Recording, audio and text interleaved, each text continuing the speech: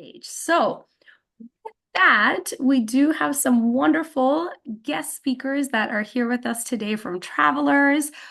We have Jeff Brzozowski, who is the Director of Emerging Talent Acquisition. And we also have Kim Delicio, who is the Manager of Employer Branding. So with that, Kim, I will turn it over to you to share your screen. Thank you both for being here Awesome. today. I will do that right now. All right. And I'll just ask for a little thumbs up from anybody. Excellent. Thumbs up. Great. Kim Delicio, it's great to meet you all. I actually am going to pass it over to Jeff first thing to kick off our presentation. So thanks for having us all here today. Jeff? All right. Thanks, Kim. Good afternoon, good morning for wherever you are. I'm Jeff Brzozowski with Travelers. I just passed over my 25-year anniversary with the company. I'm based out of Northern California in Sacramento. Behind me are buildings in Hartford, Connecticut, our Travelers buildings there. And so today I just want to give everybody just a little bit of backdrop of the Travelers organization. And perhaps you've heard of us, perhaps you've not heard of us, but in the property casualty space, Travelers is very well known. It's a company that's been around a long, long time, started back in the 1860s, Hartford-based. We are considered to be, a leader in the property casualty and insurance business and space, and lead in many different ways. We're sizable, 30,000 plus employees, primarily US based, but we have operations in Canada, a little bit overseas, in Ireland and London. This presentation will go out to all of you, and there's links in there about our company, our organization, as well as a link to our sustainability website, which has a lot of interesting additional information about the organizational, mission and purpose and things we do behind the scenes related to a whole host of issues. On the next slide, kind of goes into a little bit about the Travelers Promise. We actually talked about this with our Travelers interns yesterday at our senior symposium. This is kind of the why, the why we're in business. And these are linked really to our overall mission, which is to create, shareholder value over time. So these are inextricably linked, as they say. Like, we have to be good at helping our customers. We have to be focused on the communities where we do work, and we have to be focused on each other. And there's different things that we do as an organization in many different ways to support all three of these. And we call this the Travelers Promise. So just a little behind the scenes about the organization. And then lastly, just want to give you a little bit of a window into the types of opportunities that we consider to be in our emerging talent space. Some of these you may be familiar with, areas you might be interested in. Currently we have a sizable intern class right now of 500, and we have interns in all of these areas that you see on the screen. Our primary focus is summer interns and conversion to full-time. This is particularly true within some of the programs you see here, like actuarial, finance, operations. We also have roles that are in our business areas like underwriting and claim, product management, and then also some interns also in some of our service areas that are very field-based, like claim, fire investigative, risk control, et cetera. So feel free to explore our careers pages, which Kim has a link to later in this presentation. And feel free to message me or connect with me on LinkedIn and just, message me questions if you'd like to have any exploratory conversations. I don't know where all of you are at in your career journey. You may be at different places. You may be already lined up for a full-time job at some point, maybe thinking about a summer internship, and Travelers may be on your mind in terms of an opportunity. So happy to have exploratory conversations, through LinkedIn, and you can view our careers pages as well to explore further. So with that, I'll turn it back to Kim. Awesome. Thanks, Jeff. Sure. And Jeff and I have done this presentation before together. So Jeff, I'm going to give you the classic role of please watch the chat for me. And if there's any questions. I will do that for free. Okay, excellent. All right, so now onto the professional development side of this session today. So our training is all about LinkedIn today. So this training is great whether you don't have a LinkedIn at all and you're literally going to make it today on the spot, or you're a weekly LinkedIn user, right? There's something for everybody, every user level to learn. And how we run this is in 3 different sections. So our first chunk of this training will be all about the profile, and in working with our LinkedIn reps that we work with, here at Travelers, asking them, what are the most important things for folks to have on their profile. So this data is straight from LinkedIn. So we'll go over what those most important key parts of the profile are. We'll move on to networking, actually how to use LinkedIn for what it was made for, right? For professional networking. Looking for opportunities, and lastly, sharing content. And if you're somebody who has never posted on LinkedIn before, you're not alone. We often have folks in this training that say, I don't know where to start. Because we're so used to those other social platforms, TikTok, Instagram, even Facebook for some folks. So we'll talk about LinkedIn as a social media platform in more of a content lens as well. So before we get started, I want to put up the first poll question, if you don't mind, Tandeka. That would be great. We just try to get a feel for where everybody is on LinkedIn and what your relationship is there. So if you could all just take a minute to answer that, helps me out to know where we are.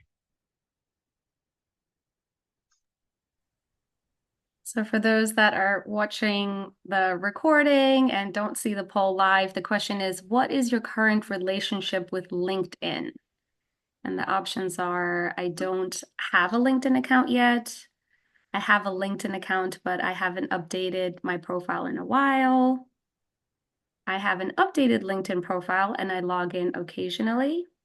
Or I log into LinkedIn regularly and sometimes post content, like, comment, or share content, network, etc. Perfect, thank you. All right, looks like most people have voted, so I'm going to end the poll and share the results. Awesome, okay. Oh, this is great to see. Okay, so most folks have a LinkedIn profile already, with the majority of the vote being that I have an updated LinkedIn profile and I log in occasionally. So that's great. That's great to hear. And for those of you who selected B, I have a LinkedIn account, but haven't updated my profile in a while. Today's the day to do it. So I always say on this training, if you want to have LinkedIn pulled up on the side, if you have another screen or want to have that window up and be updating your profile as we move along here, that's cool with me. Sometimes it triggers some questions, so it's helpful. If you haven't downloaded the LinkedIn app yet, I would recommend doing that. So certainly download the app if you haven't done that already. That would be great. All right, so now that we have an idea of kind of where our audience is at, this is more of a framework slide here that starts us off. And really what I'm telling you to do here is think about your own personal goal on LinkedIn right now. So dependent on where you were in that poll and how you answered, right? What's your personal goal?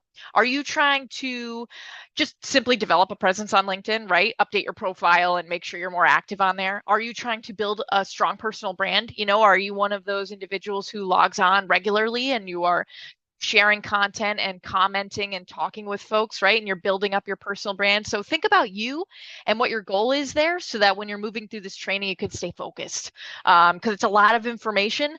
So, take it step by step. If you're simply updating your profile today, great. And then you'll have this deck afterwards to go through some of the networking and content pieces, right? So I don't mean for this to be drinking from a fire hose, right? It's going to be a lot of information and you'll have this afterward that you can refer back to. But think about your own individual goal as we move through here, and that'll kind of keep you grounded. So first, we'll start with enhancing our profile. Before we get into actually editing the profile and going over those key pieces, we add in this settings slide here. So what this will do is show you a step-by-step of how to actually set your LinkedIn so that folks in your network, those that you're connected to on LinkedIn, aren't getting a notification every time you make an update. So maybe right now you are preparing to go into your first-time role and you haven't been on LinkedIn in 5 years, so you didn't add your college on there yet, right? Or something like that. You're going to update old information. So instead of notifying our network that we had a summer internship 3 years ago and now we're getting a lot of old congratulations, right, from people today, we can avoid that by turning off our share profile updates with your network while we make edits to our profile. So that's a step-by-step here. LinkedIn has a ton of settings. I would recommend moving through those if you haven't been through them in a while, just to adjust your privacy settings, visibility, right? Communication settings, and so on. We'll talk about a couple more settings in this training that we call out as important ones to take a look at, but there's many. And I would recommend just taking a quick cruise through all those settings and adjusting them. Kind of a set it and forget it, right? But if you haven't been on there in a while, it's important to look. Okay, let's move into the profile. So this is an overview slide of these top 5 that LinkedIn has told us are the most important to have on your profile. The LinkedIn profile extends far beyond this. Most folks think of it as, oh, it's my digital resume, right? It gives my work experience, and it gives a picture of me, and that's what I can use to chat with people. There's a lot more than that. So we'll talk about some of those key pieces, but just know it goes even beyond what we're talking about today. We just want to get you to that baseline, most important pieces to have, because looking at profiles, according to LinkedIn, it is the #1 activity on that social platform. So it's not sharing content, it's not chatting, it's actually looking at profiles. So ensuring that we have an updated profile that looks personal to us, looks authentic and active, right? We're much more likely to get requests to connect and those private messages and be able to network with people successfully. So let's go through these one by one. And again, any questions, throw them in the chat, and Jeff will call it out to me. So don't hesitate to ask. We'll start with the profile photo, making sure we have an updated one. You guys are in a great time in life right now. Usually there's been, senior high school graduation photos, or there's headshots at some of your internships. Some of those opportunities happen. So typically you'll have a couple opportunities to maybe get something that's more of a setup photography instance, right?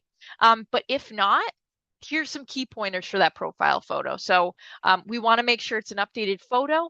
We want to make sure we're the only person in the photo, right? So no group shots where we're going to crop off our friends, the other 5 people that were in the photo, right? We just want it to be us. We also want to just not have a distracting background, right? So for example, if I'm taking a picture with the sun behind me, right, it's going to silhouette my face. I want to make sure that I'm standing towards the light, maybe not looking directly at the sun, right? Let's watch our eye health and not squint. But portrait mode goes a long way, and all the phones have them today. So definitely have a friend grab a picture of you in a neutral space, neutral background. Use that portrait mode to maybe blur the background and freshen it up. But we're way more likely to get those connection requests, to get those profile views and so on if we actually have a photo, right? If I see somebody with that gray silhouette, that is a LinkedIn default profile photo, I'm way less likely to reach out, because I'm thinking they're not active on LinkedIn if they haven't even added a profile photo. So we want to make sure that we look active and engaged, and a profile photo is the first impression there. Next to the profile photo here is the background. Your background banner, and LinkedIn gives you a defaulted blue one, I believe it is. It's got some design there, but you can personalize it and make it yours. Of course, I give an example here of another member of my team here, Kathy, and she did a branded Travelers one, right? Because that's our job. We typically talk about Travelers and the employer brand, and so we represent it on our background banners. But you could use, right, I gave some examples here. A quote that's meaningful to you, maybe a picturesque photo or bird's eye drone photo of your school campus, cityscape from where you're from or where you aspire to be. There's a lot of ways to grab just any sort of background image and crop it into the LinkedIn banner space there. It's very easy. And when I give my follow-up email, I'll actually send over a link to a place where you can look at some free options if you would just like to get some ideas. So that link will come along with the follow-up email. Moving down the profile, we're onto our headline and location. So here you can go two ways, right? Allison here, another member of my team, goes short and sweet. She literally says what she does and where she does it. Manager, social media, employer branding at Travelers. Myself here, employer branding team at Travelers, here to give you the scoop on what life is like under the umbrella. I'm a pretty casual person. I like to add that casual, friendly tone because that's me. If I am going to talk to somebody there, that's my authentic self. And so I add that more vernacular language there on my headline.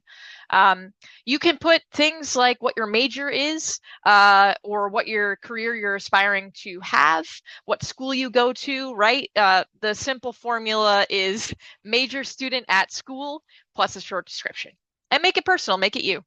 You can even add little things of what you do outside of work. I've seen all kinds of students saying, oh, I'm a dungeon master, right? Because I love D&D on the side, or I'm a club president of, X sports club. So add a little something fun, make it you. Because people like to see what you do just beyond, your major and your work experience. Location is important to update because, right, it improves your SEO on LinkedIn. You're going to be that much more searchable. And when you are looking, at companies that you might work at or look at to be a potential employer, you might want to connect with folks who are actually from the location you're in. So you can talk to, the people and say, what's the team like that I'm going to be working with? What's your office culture like? So updating that location makes you more searchable. And it also helps to be able to find people when you're searching for folks in your area. So make sure that you have an updated location of either where you are and where you're looking for work or where you will be looking for work. So, all right, next is the custom LinkedIn URL. So when you make a LinkedIn profile, it's similar to a handle on Instagram or anything like that. I think Facebook gives a custom URL as well. It's usually a defaulted jumble of letters and numbers, right? It'll say LinkedIn/in/L2KY, whatever it might say. You can actually update that and make it something that you want. So we give a little step-by-step here. See, Allison updated hers to be Allison L. Joannis. Helps her remember it so that she can hand that out to folks if she's trying to connect. It makes it look a little more credible, right? So when folks go to her profile and they see an Allison L. Joannis URL, they know that she owns that profile and she's likely active. It also makes her more searchable on, say, Google, right? So if somebody's, Googling Allison Joannis LinkedIn, it's going to pop up that much faster to that much higher on the search results list. So customizing your URL is just it's a good tactic to give you a little more credibility on your profile. Okay, next is the scariest part of the profile, according to folks that we give this training to. It's the about summary section. A lot of individuals just don't know what to put here, right? It's an open space, and that usually kind of makes us nervous. It's not as simple, plug in my company, plug in my school name, plug in my, work study position, whatever it might be. It's like a big open space. So here we kind of give a couple slides to help you with that. We do recommend having this in your profile. Don't skip it because you actually can remove the module. If you have removed it, add it back in. Make sure that you have an about section because it's really people's first impression of you. They're going to scroll down your profile and they're going to hit your about section before they hit your work experience. So this is the place to introduce yourself.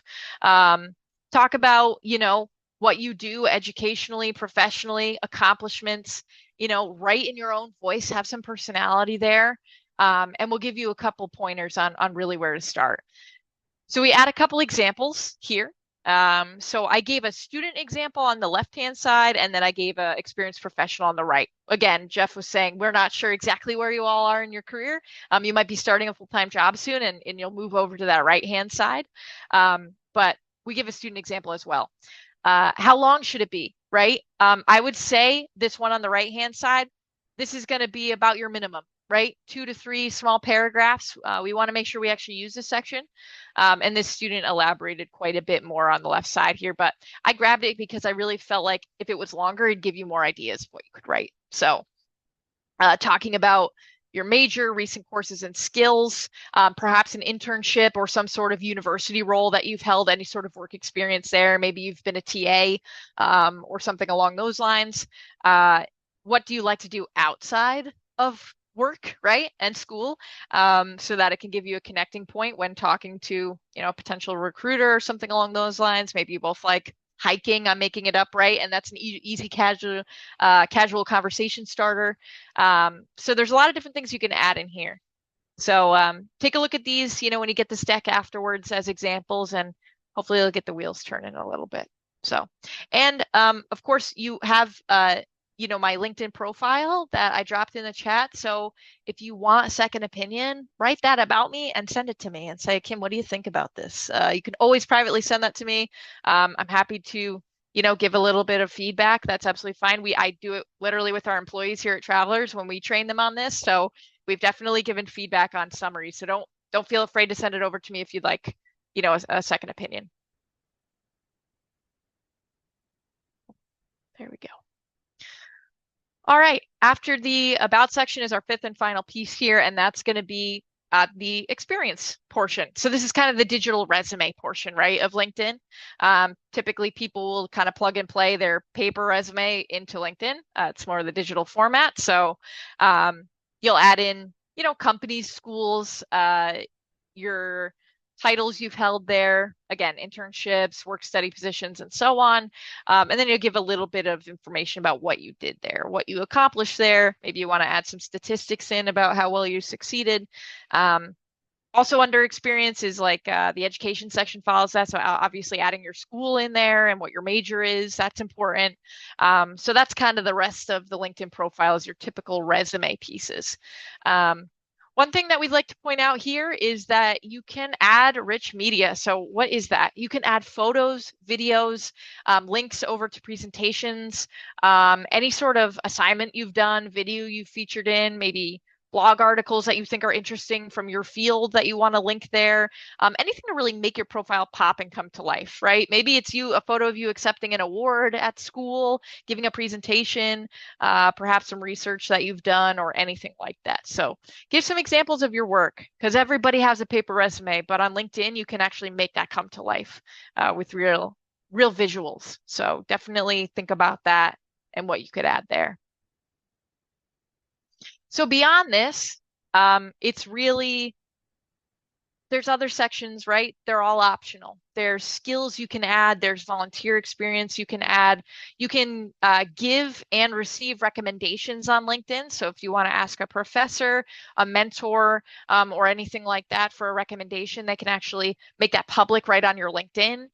So there's a lot of other sections that you can add to your profile, but the ones we went over today, we highly recommend as your base starting point. Make sure you have those 5 key pieces. Any questions before I move into the networking part of the training? No The questions chat's quiet, Jeff? No Okay. questions in the chat. I was just looking at a couple of the different profiles that people have shared in the chat, and most of the part they look great. I just want to make a comment from someone who spends time looking at LinkedIn profiles professionally. That for those of you who have done this now for a little while, or those of you just starting, always keep in mind that this is a reflection of the brand you are presenting to the professional community, which might be a different brand than you express in other places. And there's not always a limit on who can see these profiles. You don't have complete control over who can actually go and find you.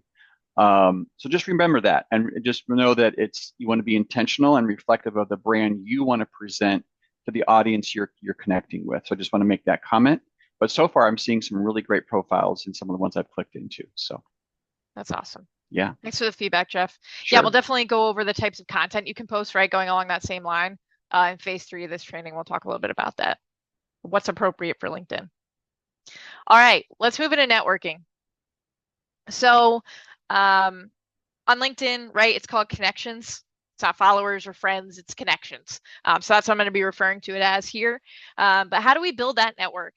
I will say, first of all, the goal on LinkedIn is to make your network as valuable as possible to you. So this is not about getting the most followers or, just having the highest number of connections. You don't want to do that because then your newsfeed is going to be flooded with things you don't care about that are irrelevant to you, right? So my point there is folks are going to send you invitations to connect. And you might look at them and say, I don't know who this is. We didn't go to the same school, right? They're not a fellow alumni. We have never worked together. And I'm just not sure why this is adding value to my network. We have no mutual connections. It's not even like I know somebody they're connected with. You can ignore those connection requests. So my point being, don't be afraid to say no. If you said yes to every invitation you get, you are going to have just a muddied up news feed. So really be intentional there and know that if you say no, to somebody's invitation to connect, they're not going to get a notification that says Kim Delicio ignored your connection request. So you're good. A lot of folks, are curious about that. You're safe. It's your own personal profile, so make it valuable to you. Make it folks that you're actually interested in seeing what they're doing, talking with, learning from, right? So you don't just have to add your fellow peers at school or, folks like Jeff and myself. You could also follow thought leaders in your space. So people who are really writing a lot of articles, sharing a lot of knowledge, and are influencers in the field of work you're headed into, follow them, learn from them, read those articles, follow organizations you're interested in, follow companies you're interested in. Obviously, we put Travelers here and our CEO, right? We're just giving a couple examples of if you're interested in a company, follow them, see what they post, see what they're doing. It's a great way to learn more about a place that you might end up working. This is another setting slide. So I said we'd call out a couple of settings in this training. This is another one we're going to call out. So this is your visibility in regard to who can send you a request to connect. You can make your profile as private or public as you want. So for example, you might say, right now I'm going to make it so nobody can add me because I'm actively working on updating my profile. I just don't want anybody to see it right now because it's pretty empty, right? That's one phase. Now our profile is ready to go and we say, I'd like folks who are already connected with people that I know to be able to add me. So only mutual friends, right? Our recommendation is make it so anybody can add you. Make it so that anybody can send you an invitation to connect because you ultimately have the yes or no, right? You're the gatekeeper to who you're adding to your network. So make it so that anybody can add you or request to add you, I should say, because you might miss out on an opportunity. Say Jeff wants to reach out to you and you don't have any mutual connections, right? If you don't have it set to where anybody can ask to connect with you, you might miss out on Jeff reaching out to you because he's interested in you potentially applying for an internship, right? You might miss out on that opportunity. And so make it so anybody can do that. That's our recommendation because, again, you ultimately get the yes or no. So this is just a step-by-step of how to navigate to your settings and privacy and update that. How do we find more folks who will be valuable to our network, right? We want to start building our network out to actually be valuable to us. So I might connect with Allison on my team, right? You might connect with a fellow student, like a colleague of yours.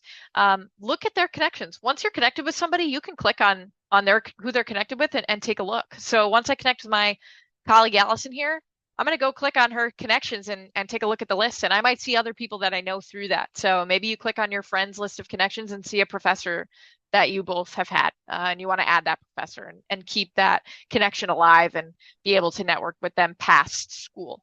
So yeah, make your connections work for you. That's what it's all about. It's all about networking and expanding that tree.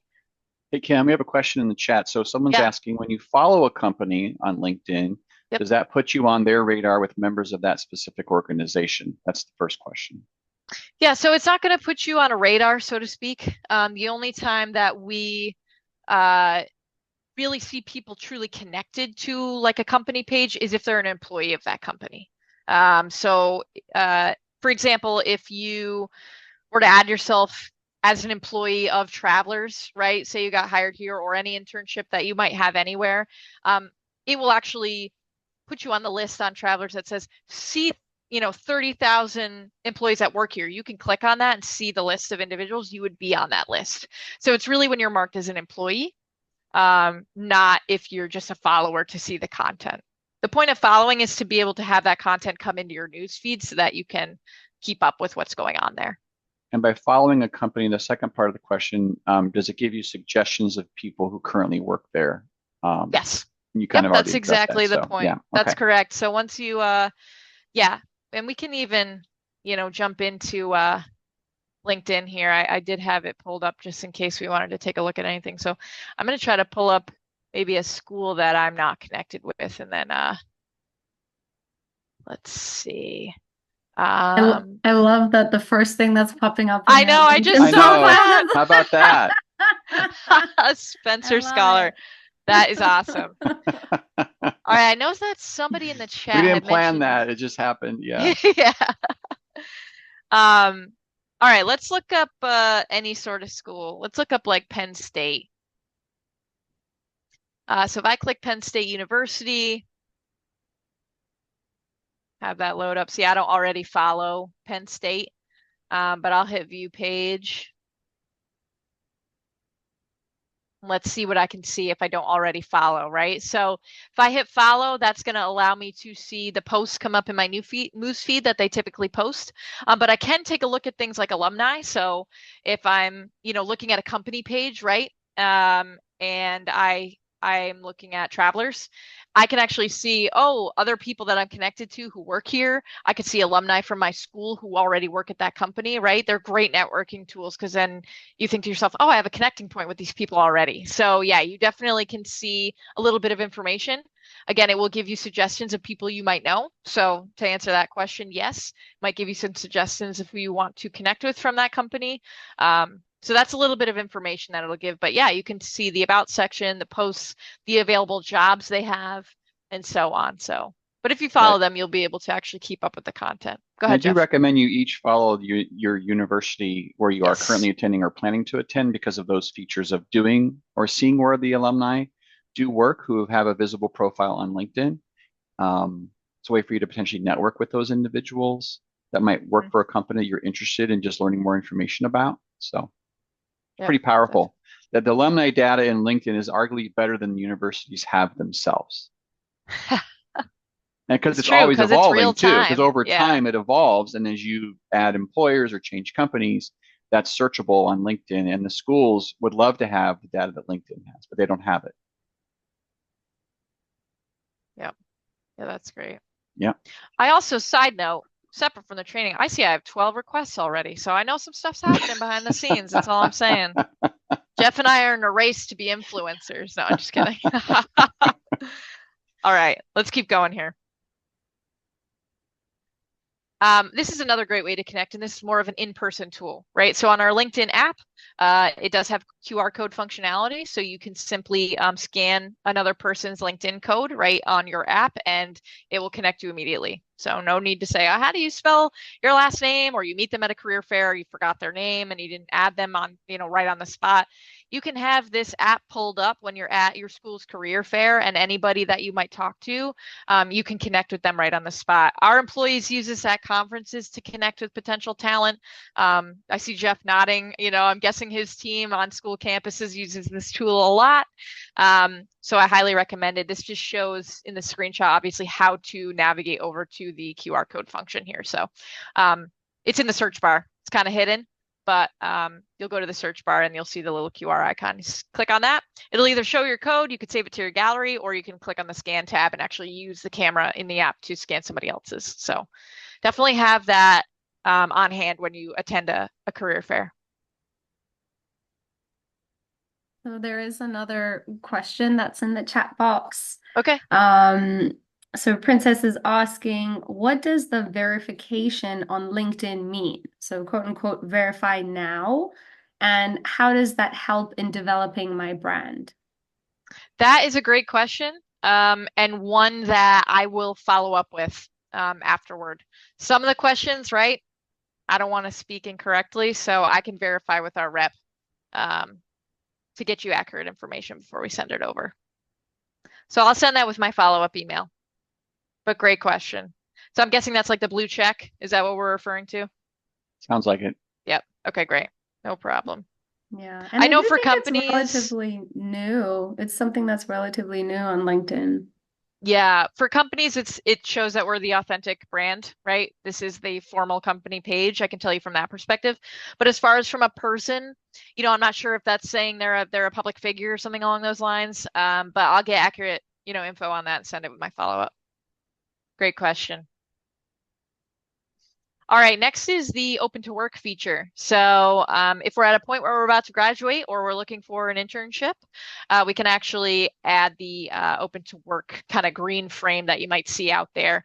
So how do you do that? You go to your profile, there's an open to button, and then you can say, I'm open to finding a new job. And it will prompt you then to say, do you want to add the green open to work frame right on your profile so that people see it instantly when they connect with you? And you can say yes. So that's a great option too if you are a rising senior or you're, maybe you just graduated, right? And you're looking for a role. So definitely add that on there if you're looking for full-time work or an internship. Any other networking questions? On Crazy. On my screen, it doesn't have the open to, it only has open to hiring and providing services. Interesting. Okay, yeah, let's take a look.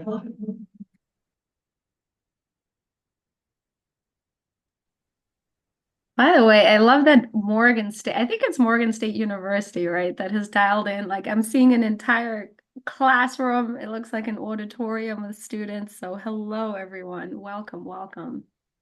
Super cool. Okay, so when you hit open to, you're saying you don't have this first option? Yeah. Okay. All right. I will, it's another question I can send over to LinkedIn, get an answer for you, because I'm not too sure. Finding a new job. You don't already have it turned on, do you? That's the only other thought I might have. No. Okay. Kim, there's a related question. Do you recommend adding that open to work frame? Do you see it make a difference in the number of opportunities you are approached for? Yeah, I mean it's just supposed to be it gives that frame so that when somebody does see you, they know first thing that you're open to work. They don't have to navigate toward that question through conversation with you. They know immediately that you would be open-minded to probably talking about roles. And Jeff, I don't know if you can add anything from the recruitment side on that. Well, I mean, certainly would help a recruiter know that you are open to work. I don't know if statistically people have tracked like they get more hits from recruiters or not. I don't have that data, but it's just you're just being transparent about your current situation. Just make sure that it reflects your current situation. And maybe you are working, but you're open to networking about other opportunities. You have to think about that too. Like, are you sending a message to your current employer that you are open to working or open to networking? So just be transparent and honest in that. And yeah, it may result in more hits because again, this may occur later in your career. You were saying, yeah, I'm open to that. Or you literally have a transition time in your life and you're looking for an opportunity. So there's really no downside. Just make sure it's accurate and reflects what you want to be reflected on your profile. Good point. Mm-hmm. All right, any other networking questions before we jump into content? Great question so far, and I appreciate it. We'll definitely get that info over to you. All right, let's talk about sharing content. So here's just kind of an overview slide, right, of how can we get started. We've talked about following our schools page, following Spencer, right? We saw Spencer on my own LinkedIn, but certainly follow the Spencer Foundation page. Any sort of school leadership influencers in your industry, we've kind of talked about this, right? So that's how we can start to see the kind of content that we care about showing up in our newsfeed, because those are things we want to keep tabs with. What's going on at my university? What's going on with professors I'm connected with or employers I'm interested in, and so on. If you've never shared content on LinkedIn before, that's okay. You can start by simply liking other people's posts, commenting on them. Maybe you share, say you see a Spencer Foundation post and you want to just hit repost and add a little bit of commentary of your own and then share it, right? Where you're just kind of commenting on a post and putting that out to your network. Just ways to get your feet wet, right? We don't have to be all-star organic posters right off the bat, with pictures of you volunteering, pictures of you getting awards, right? Like, we just want to get started if we haven't ever posted on LinkedIn before. But it gets us engaged with our network and active. And before you know it, you're creating relationships with people through LinkedIn that are so much stronger because a lot of us are remote, right? There's distance between us and the places that we might want to go. This is the way to close that gap. So start to engage with people in your network and start to share that. Here's some best practices once you do start sharing content more regularly, talking about, what you're doing on campus, what you're doing at your internship, what you're doing in your roles at school, projects you're working on, research you've done, clubs and organizations, right? You guys do a lot through that. So add those things. So there's a lot you can share about what you're up to. Those are the types of appropriate pieces of content for LinkedIn. When you're posting on LinkedIn, you think about what Jeff said, right? What is this brand I'm building here? The people that are going to look at this are going to be folks I'm going to work with, folks who might hire me. That's the kind of individuals that are viewing your profile. So what would you want to share with those individuals? What do you want to maybe brag about? What do you want to really showcase there? So think about that while you're posting. Your vacation this summer, might not be of interest to somebody who might want to hire you, right? But maybe that research that you're doing on campus would be. So you just think about your audience and what you're sharing there. Once you do start sharing on LinkedIn, you can actually view analytics for your posts. So I'll jump into my own profile here and we'll go to my posts and activity. I was just showing this to somebody the other day, but once you start to post or share, right? Sharing content, and just adding your own commentary, you'll certainly see me doing that here once it loads. So here you go. Yeah, here was one that I shared. This was a resume tips blog article that we had written, right? And so I was sharing that out to my network. I add a little bit of my commentary, but I can actually go and see my analytics on this post to see a little bit of information, right? I can see out of the individuals who have seen my post, where do they work? What is their job title? What location are they in? So I can start to get an understanding of who's looking at my posts. Is it folks that make sense for the area I'm in, or do I have folks in California like Jeff looking at my posts and I don't want to work in California, I want to work in Georgia, right? Like maybe we're trying to adjust that. So that's where things like hashtags can come in, use hashtags for the locations that you're looking for, use hashtags for the field, right? I use like hashtag resume tips because it's more of a recruitment post, right? You might want to hashtag statistics or hashtag electrical engineering, right? Making this up, hashtag insurance, maybe. So you can use those hashtags for locations, fields, topics, and folks who follow those hashtags will see your posts. So you'll start to fix that audience into the mold that you'd like it to be. But keep tabs on your analytics. It's kind of fun to see who's looking at the content you're sharing out there. We also point out in this deck the social selling index score. This is just a free tool from LinkedIn, so we point it out, but essentially it's a way to see how well am I using LinkedIn according to LinkedIn. Again, it's called a social selling index score. It's really geared toward folks who are trying to sell products or services using LinkedIn. It's really sales based. But if you can kind of take it out of that lens and use it as a simple, am I adding enough connections? Am I posting enough, right? Am I active enough, logging in enough? It will give you some of those base stats on what you could do better as a LinkedIn user, essentially. So the scale is 1 to 100. Question we often get is, what is a good score?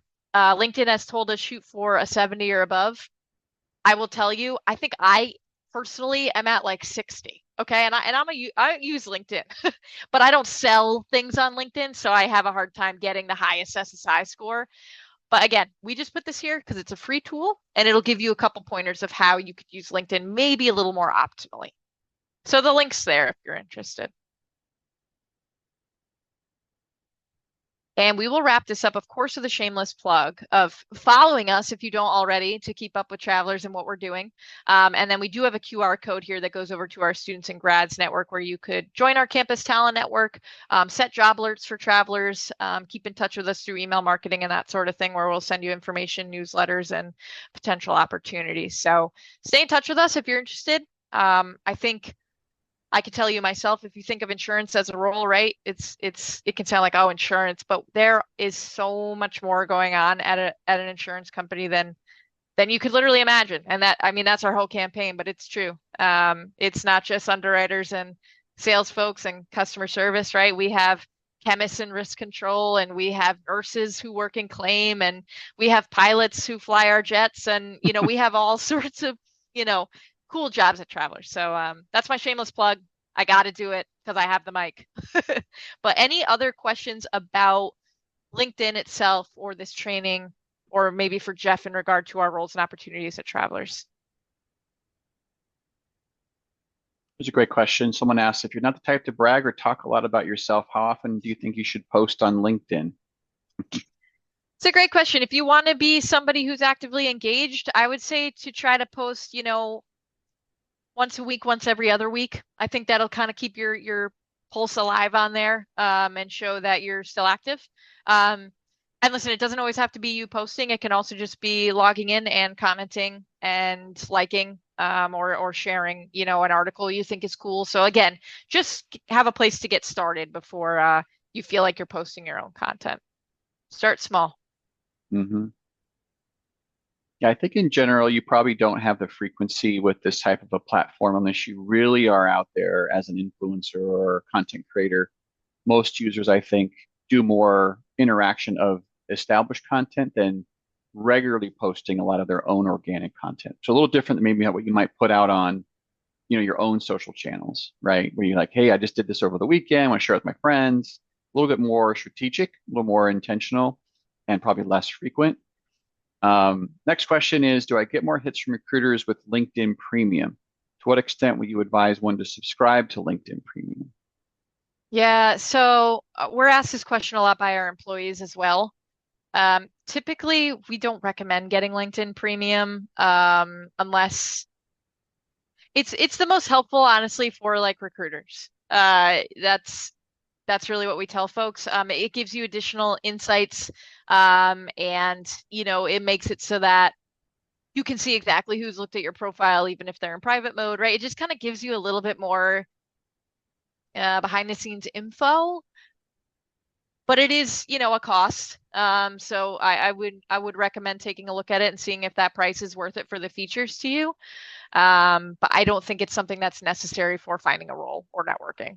No, and I think So particularly right now, being earlier in career, I think for most of you, some of you are just finishing high school, definitely not something you should invest time and money in. I think that's something maybe later in your career you take a look at, but it's probably not needed for most non-recruiters in this space.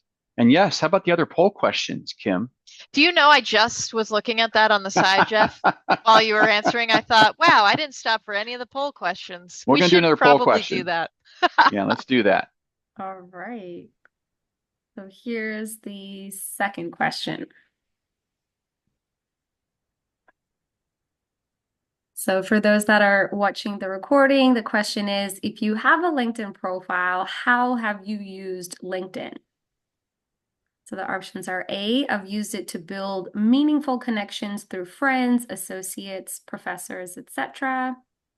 B, I've used it to network with alumni from my school to inquire about career opportunities or culture. C, I've used it to research companies and or internship or job opportunities. Or D, I've used it for more than one of the above categories.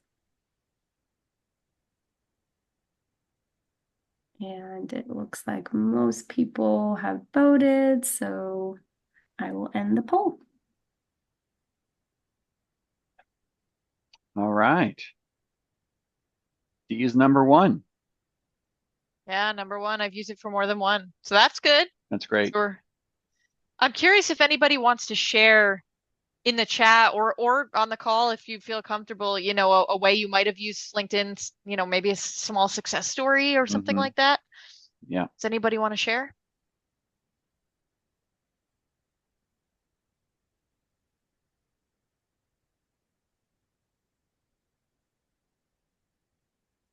That's all right. No. It's scary being live. Oh, Oh, I see Emily's a got hand her hand up. raised.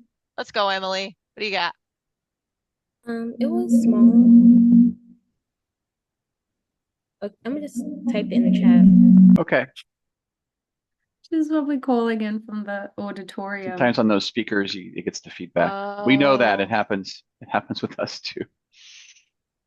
Yeah, but we have yeah. two other hands that are up.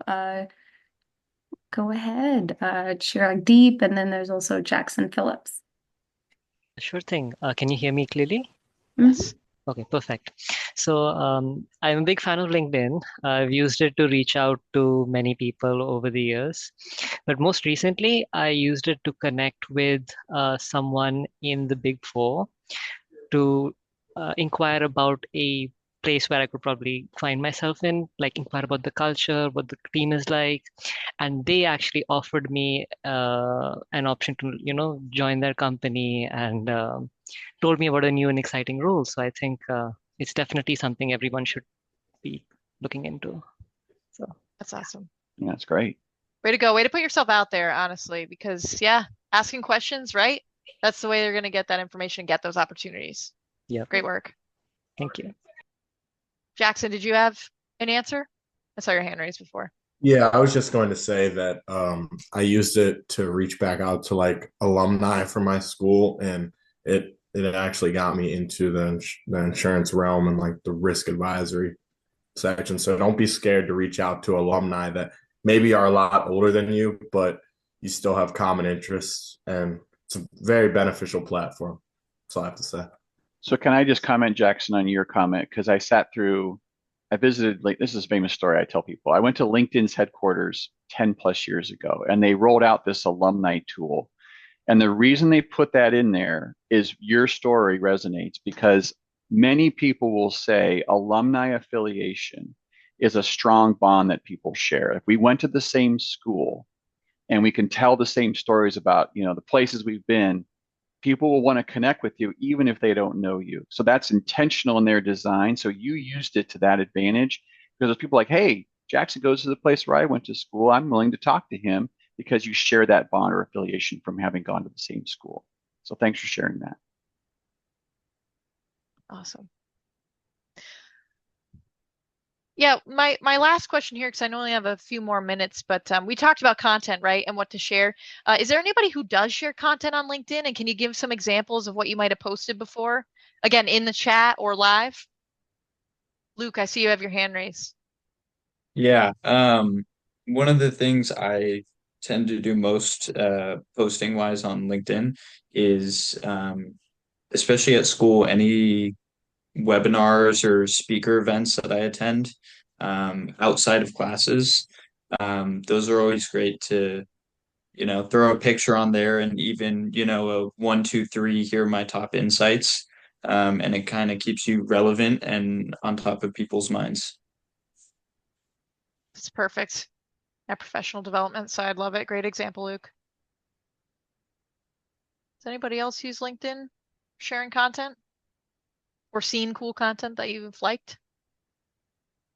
So Emily did post in the chat. She said, I've used LinkedIn to ask people in professions that I'm interested in for advice and how I should go about pursuing certain goals. Awesome. Perfect. Nice job, Emily. Sorry about the feedback, but we're glad we got your voice in. Yeah, there's a great messaging feature in LinkedIn too that if you start a message with somebody, I have messages going back almost 10 years with people that I'll go back and look through and say, oh, I remember connecting with this person, having a conversation, and it stores it for a long time. So you can get into a nice messaging back and forth with somebody through the platform. Just want to point that out. And on that same note, Jeff, if you do reach out to say an alumni like Jackson was talking about and you invite them to connect, right? You hit the connect button. It often will ask, do you want to send a note with this connection request? I would always recommend adding a note, Yes. especially with somebody that you've never met in person or talked to yet, just to give that context of why you're reaching out. They're way more likely to accept that invitation and start a conversation with you. Correct. So if it gives you the opportunity for the note, take it. Yeah, and I think it's generally a good practice just to be, open to just say, I'm interested in having a conversation, to explore opportunities, ask you questions about things, just creating dialogue, right? For you to learn and just to get to know different people, different spaces. That's a little less threatening than say, I'd like for you to hire me for a job. Just try to go a little softer on those notes, build your network, build some conversation. And really, this is, again, a reflection of your brand, your professional brand. So everything you do and say on this platform, you want to reflect that the way that you want it to come across. So. Right. And I did have another poll question, the third one. Should I go ahead and launch that? Yeah, I think we're go for it. about ready to wrap Okay. up here in a few minutes too. So. Perfect. So the third question is, I see LinkedIn as the place to professionally brand myself and network for opportunities in the short and long term versus other social media platforms like TikTok or Instagram. So the options are either A, agree, or B, disagree.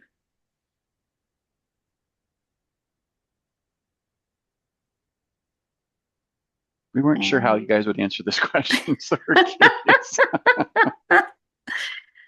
And it looks like most people have voted. So I'm going to go ahead and end the poll and share the results. Okay, so Yeah. Okay. Curious, you know, in the last couple minutes, if you want to just drop in the chat, where do you look for opportunities outside of LinkedIn? Just curious where folks might look for that. What are other outlets that you look for, say, internships or things along those lines? Handshake. Yep.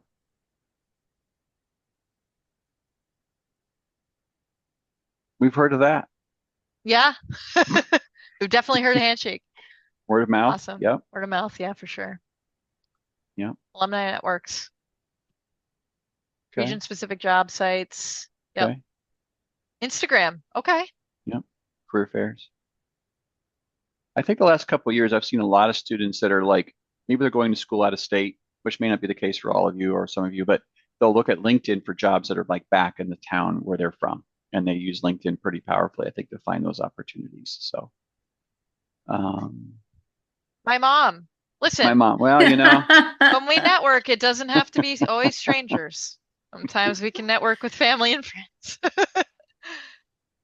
Love it. Awesome. Well, you all have been a great audience and very engaged and active, and we so appreciate it because it makes it fun for us. So hope you learned something today. Connect with us, and we're here to help you. Any questions or feedback on your profiles, definitely reach out. This was absolutely amazing. Oh my goodness. Kim, Jeff, thank you so much for hanging out with us here today for an hour. I do see Elizabeth Riccardelli is here with us as well. Thank Oh, you so much nice. for being here. She is our the Travelers representative on our Spencer Board of Directors. So for all the students that are here with us today, as you know, we do this every week throughout the summer. So next week's session is going to be Thursday, July 18th from 1 to 2 p.m. Eastern. Our presenting company is going to be Marsh, and we're going to learn how to go beyond networking 101 and how to build an entire career that is based on connections. So thank you, Kim and Jeff, again for being here with us today. And for the students, I will catch you all next week. Enjoy the rest of your day. Bye. thank you very much. Thanks all. Bye, everybody.